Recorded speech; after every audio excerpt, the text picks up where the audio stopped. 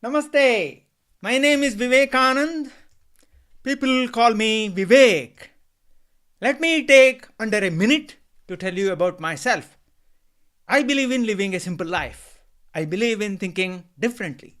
I am proud to share my belief with Steve Jobs and Leonardo da Vinci, who said, "Simplicity is the ultimate in sophistication." Here's my simple way. Avoid the cowboys, work with the Indian. Let the Indian handle technology, and you live an integrated, simple life.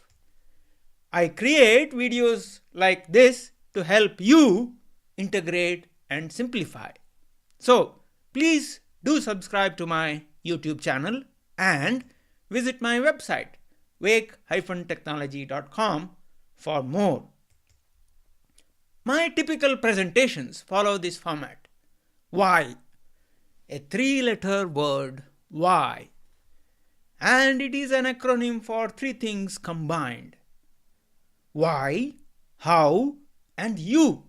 Yes, you, the viewer.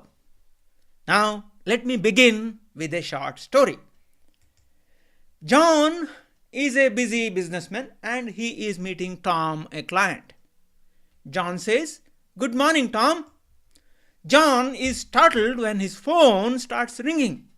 John says, "My apologies. Hope it is all right if I answer my phone."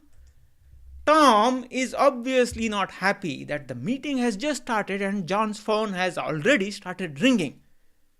As you all can imagine, John is not creating a good impression on him. What do you think Tom says? Naturally, he says, "Sure, go ahead." At the other end of the phone, it's Amy who asks, "Hello, is that John? It's Amy here. I'm wondering if you have rescheduled our meeting." John says, "Good morning, Amy. Sorry, but I'm in a meeting now. Can we meet in 20 minutes, please?" Amy says, "I'm afraid not. You'll have to reschedule the meeting. May have been possible if only you had phoned me earlier. We have been waiting over an hour for you." John says, "Oh, so sorry." Now, you might have noticed that John was annoyed that his phone rang during a meeting, and that annoyance came through in his response. But it's actually John who is at fault here. John says, "I forgot to check my diary." Now, what opinion will Tom have? Tom thinks that John is unable to keep to his appointments and has bungled up appointments. What impression does this leave on Amy? Amy thinks, what a waste of her time. Amy is wondering if John handles all customers in the same way. John says, "Sorry, Tom. Apparently, I'm starting another hectic day." That was the why part. In the story, John used a paper diary, and the major drawback with such a diary is the diary itself will not remind you. You have to look at your diary at regular intervals during the day. But using a tool such as Google Calendar allows you to do much better than that. Almost everyone these days have a smartphone like this, and it's very easy to get your phone to behave properly. I'll show you how you can get your Android Marshmallow phone to behave properly in this video. I'm sure iPhone users will have similar options. Google Calendar allows you to have multiple calendars linked to your account. There is one primary calendar. Let me show a screenshot of mine to you. That is an image of my primary calendar. If you notice the logo on the top left-hand corner, it is my logo rather than Google logo. That is because I am using G Suite, also known as Google Apps for Business or Google Apps with your own domain. With an arrow, I am pointing how I can show or hide my primary calendar. If I click on that little green square, the calendar gets hidden, and another click brings it back. You may notice that the event shows up in green color. Google Calendar also allows you to have multiple secondary calendars. The S in that slide has been deliberately emphasized. Let me now show you a couple of secondary calendars. Here I am showing you two secondary calendars I have created myself. I am calling them private event calendar and public web calendar. The names are self-explanatory, but they are just names. They indicate the intended purpose of the calendars. Now, let me show you how to share your calendar on your own website so that visitors to your website can see it and engage with you more effectively. We have to use what is known as the Embed Code. I have moved over to the right hand side top corner of my calendar and I click on the settings gear wheel, which brings up the drop down menu you see there, and I scroll down and select settings option in the drop down menu, which brings up this screen. Now let me click on the public web calendar pointed by red arrow there, and that brings up this screen. Now let me zoom in and show you the embed code. I need to embed this code into my website and the calendar would show up on my website. Now, if you use G Suite user, there are a couple of more steps you may need to take. But this helps visitors to your website to engage with you more effectively. Here is an image of what it looks like on my website. Now let me show you how you can control your smartphone. On screen, you are seeing an image of my phone screen. It's an Android phone running Marshmallow. On my phone, I move into settings by holding and dragging the top notification area downward with 2 fingers. 2 fingers is key. If I use just one finger, it simply shows me the notifications.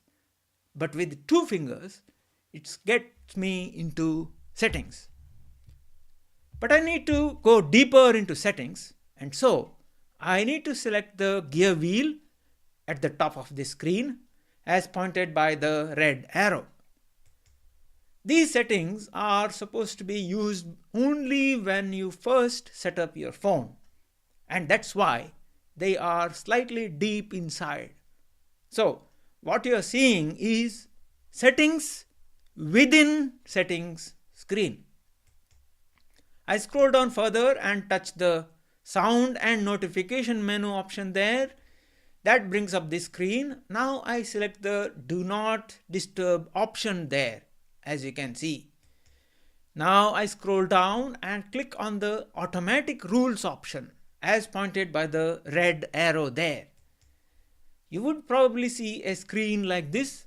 Now I select the add rule option there as pointed by the red arrow.